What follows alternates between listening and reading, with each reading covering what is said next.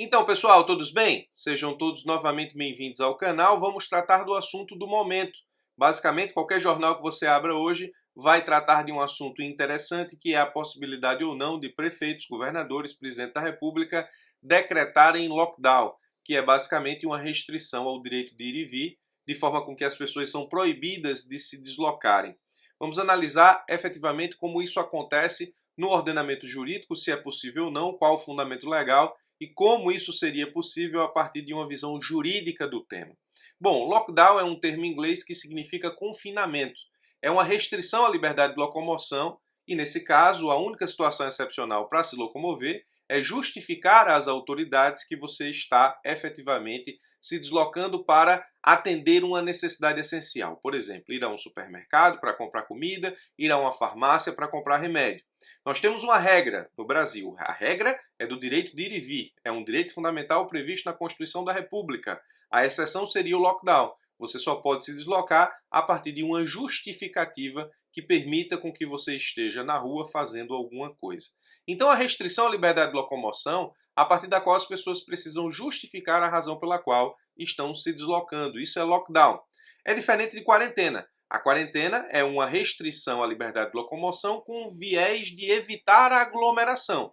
O lockdown não, é evitar de fato o deslocamento. Na quarentena, as pessoas em tese se deslocam, mas não podem se aglomerar. No lockdown, as pessoas não podem se deslocar. Essa é a grande diferença. O lockdown, portanto, impede a locomoção de uma forma geral. Se a regra, como falei, é a liberdade de ir e vir, nesse caso sem condicionante, o lockdown passa a exigir uma justificativa para a locomoção. E essa justificativa precisa estar umbilicalmente ligada à situação atual da pandemia, que é, nesse caso, a busca por um serviço essencial, alimentação, remédio ou coisa parecida.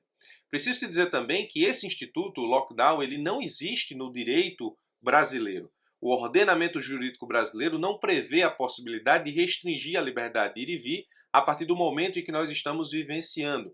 Se o que você procura é uma lei dizendo que em casos de pandemia, prefeitos, governadores, presidente da República pode restringir a liberdade de ir e vir, você não vai encontrar hoje. Essa lei pode até ser produzida amanhã com uma iniciativa no Congresso Nacional, mas nesse momento o lockdown não existe enquanto instituto normativo no ordenamento jurídico brasileiro. É importante dizer também que o lockdown é uma medida gradativa, ou seja, ele acontece a partir de uma análise de escada. Primeiro as autoridades tentam o isolamento social / quarentena, depois elas estabeleceram, e nós vimos isso no dia a dia, uma necessidade de utilização de máscaras, ou seja, as pessoas primeiro se deslocam para evitar aglomeração, depois elas se deslocam evitando aglomeração, mas tendo que usar máscaras, e em último grau nós temos o lockdown, que seria, portanto, a proibição do deslocamento, ou a sua permissão mediante justificativa. Bom, acontece que hoje, a realidade brasileira, nós temos alguns lugares com lockdown decretado e alguns lugares com lockdown negado pelo Poder Judiciário. Alguns lugares foram decretados pelo próprio Poder Judiciário através de decisão judicial, ou seja, através de antecipação dos efeitos da tutela em ação civil pública promovida pelo Ministério Público, por exemplo. Alguns locais, o lockdown está decretado por autoridades do Executivo, prefeitos, governadores, e em outros locais o lockdown foi negado a partir de uma análise do Poder Judiciário. A pergunta que fica aqui é se o Poder Judiciário poderia decretar lockdown e nesse ponto se substituir ao Poder Executivo. Vamos analisar isso um pouco mais para frente. No que diz respeito à possibilidade ou não de decretação do lockdown, é preciso perceber o seguinte: nós estamos diante de dois direitos fundamentais. Direito à locomoção, direito de ir e vir, e o direito de reunião, que seria, nesse caso, o direito das pessoas se reunirem ou se aglomerarem. Nós temos, portanto, dois direitos fundamentais com previsão constitucional. É preciso sempre lembrar que os direitos fundamentais não são absolutos. Nem o próprio direito à vida é absoluto, uma vez que a Constituição Federal permite a pena de morte no Brasil em caso de guerra declarada. Não é o caso, mas é possível flexibilizar o direito à vida diante de um bem jurídico estabelecido na Constituição Federal que faz contraponto a esse direito fundamental. Então, nesse caso, é importante perceber, não existem direitos fundamentais absolutos. Nem a locomoção, nem a reunião, enquanto direitos fundamentais são, portanto, absolutos. O caminho natural para se restringir locomoção e reunião em termos constitucionais, e aqui eu coloco natural entre aspas, porque o custo disso é alto, seria a decretação do estado de sítio e estado de defesa, já estudados aqui no canal em outro vídeo, inclusive. Existem, portanto, professores de direito constitucional que dizem o seguinte: para que se restrinja a liberdade de locomoção e de reunião das pessoas, ou seja, o lockdown, eu preciso decretar estado de sítio e de defesa. Enquanto que outros professores, outros doutrinadores de constitucional dizem que não.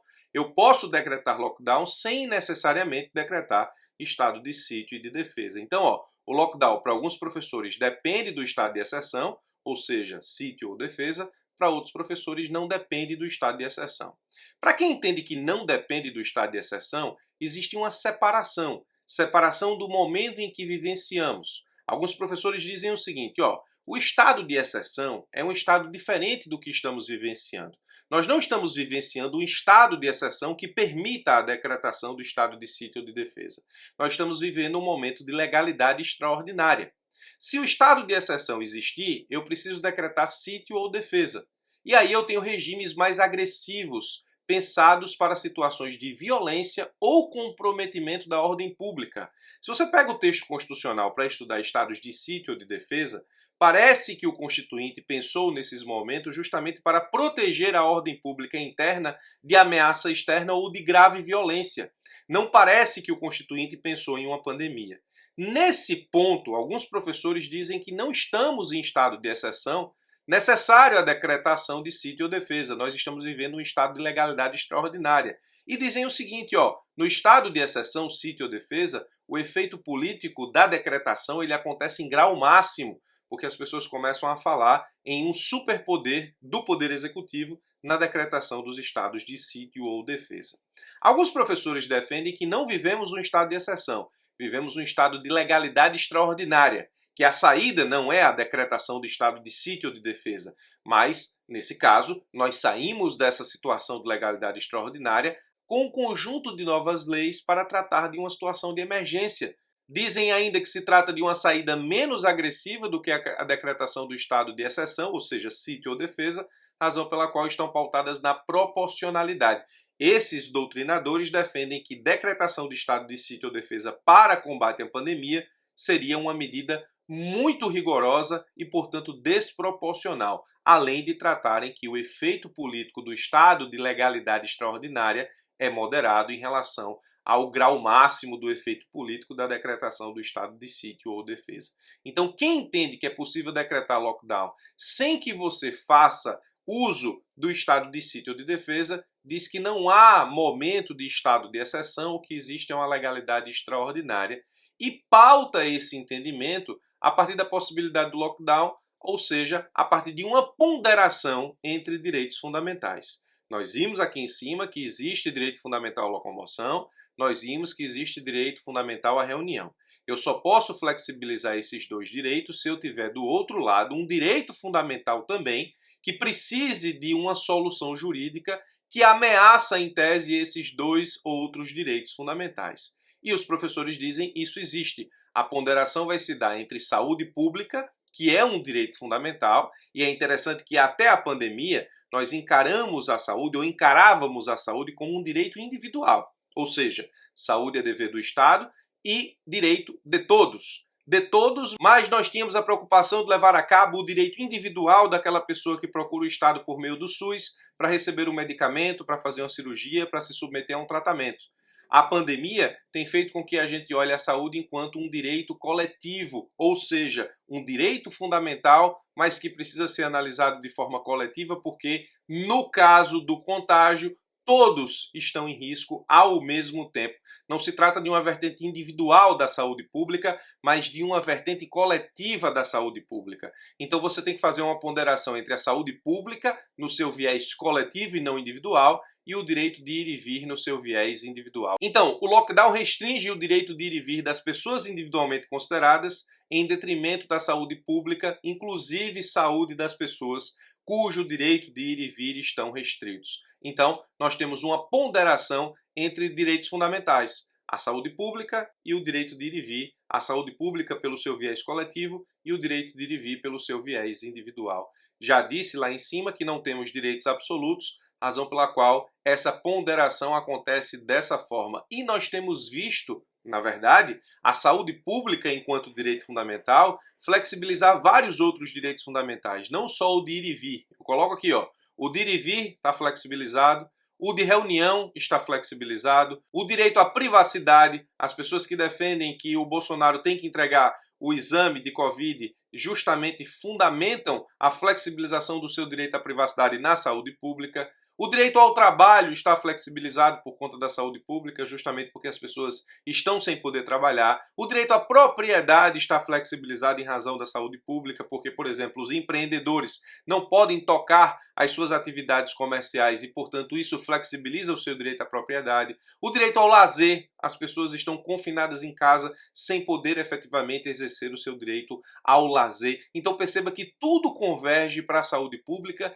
enquanto direito fundamental. E esse direito fundamental, no aspecto de pandemia, tem feito exatamente com que outros direitos fundamentais sejam flexibilizados a partir de um juízo de ponderação. Então, para alguns doutrinadores, nós temos a possibilidade de decretação do lockdown sem utilizar o estado de exceção, reconhecendo um estado de legalidade extraordinária que se resolve com base na proporcionalidade e que tem efeito político moderado. Portanto, nesse caso, esse estado de legalidade extraordinária é o que se tem para hoje, razão pela qual o lockdown dentro do estado de legalidade pode acontecer sem decretação de estado de sítio ou de defesa. Preste bastante atenção. E aí, esse juízo de ponderação, portanto, é possível decretar lockdown a partir de um juízo de ponderação, foi justamente aquele utilizado pelo juiz na sua decisão antecipatória de tutela, quando ele diz o seguinte, fundamento do lockdown em São Luís. Para a convivência harmônica entre eles, está falando de direitos fundamentais,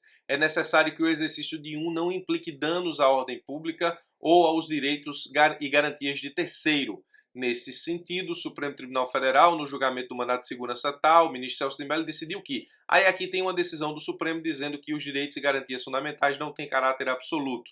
Então, ele está falando justamente da ausência de caráter absoluto dos direitos fundamentais e agora ele faz a ponderação. No presente caso, o mais importante no momento, ou seja, juízo de ponderação, é assegurar a saúde da coletividade, utilizando-se dos meios necessários para evitar a proliferação da doença, mesmo que isso signifique privar momentaneamente o cidadão de usufruir em sua plenitude certas prerrogativas individuais. Ele faz um juízo de ponderação, saúde pública, direito de ir e vir, direito de reunião. Nesse momento, a saúde pública pesa mais e ele pondera pela saúde pública o juiz que decretou, portanto, o lockdown em São Luís. Se você me pergunta se isso é possível ser feito por decisão judicial, eu vou te dizer que, na ausência da conduta por parte do Poder Executivo, o juiz está autorizado a ponderar direitos fundamentais. E foi isso que ele fez na decisão. Óbvio que essa decisão se sujeita a recurso e, portanto, ela se submete à reanálise por instâncias superiores, mas é possível. Você pode estar se perguntando, sim, mas é possível o lockdown por decreto? Bom, na minha visão, sim, porque a Lei 13.979 possibilita a limitação de locomoção. Então, essa lei possibilita a limitação de locomoção interestadual e intermunicipal, e aí estados e municípios podem decretar lockdown dizendo que o estão fazendo com base na Lei 13.979 de 2020.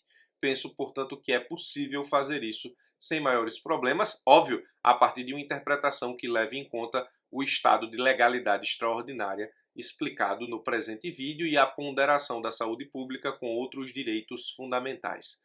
No que diz respeito, por exemplo, à decretação do lockdown, quais seriam as eventuais punições que você se sujeitaria ao se deslocar sem justificativa? Multa administrativa, sem problema, conduta coercitiva do infrator até a sua residência, também seria uma punição ou uma medida tomada a partir da desobediência e prisão. No ponto da prisão, existem pessoas que entendem que não é possível prender sem que haja uma lei federal prevendo o crime, ou seja, a desobediência ao lockdown com a respectiva pena, e existem pessoas que entendem que sim, é possível a prisão e dizem que isso já está efetivado no Código Penal através do artigo 267, que estabelece a epidemia enquanto crime, causar epidemia mediante a propagação de germes patogênicos, bem como o artigo 268, infringir determinação do poder público destinado a impedir introdução ou propagação de doença contagiosa. Existem pessoas que dizem que esses dispositivos não se aplicam ao caso, que você teria que ter lei específica tipificando o crime e prevendo pena específica. Existem doutrinadores que dizem que não, que a prisão é possível nos termos de 267 e 268. Eu particularmente entendo que a prisão é uma punição muito exagerada no que diz respeito à decretação do lockdown e tenho minhas dúvidas se é possível exatamente no 267 e no 268, mas isso fica para um próximo vídeo. Então tá aqui tudo sobre lockdown, pelo menos nos seus aspectos jurídicos. Espero ter esclarecido o tema para você, com uma visão sempre de análise jurídica acerca desse instituto que não existe, mas que tem sido aplicado especialmente por decisões judiciais. Por esse vídeo eu fico por aqui, forte abraço e até os nossos próximos encontros.